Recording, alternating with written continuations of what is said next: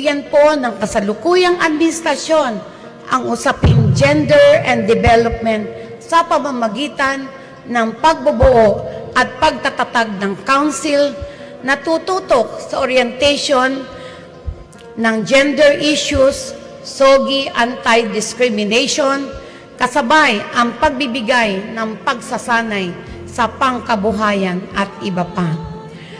Nagkaroon din tayo ng pakikipagtuwang sa eco-feminist group ng Sarilaya na pinamumunuan ni Ms. Met Jimenez kung sa pagbibigay daan para mabuo ang kilos lila sa pangisdaan, kilos lila sa kanayunan, at kilos lila sa kalunsuran. Sa ilalim ng programang ito, Sarilingap ay tututukan ang pagpapaunlad ng kagalingan, ng kabuhayan at kalusugan ng mga kababaihan.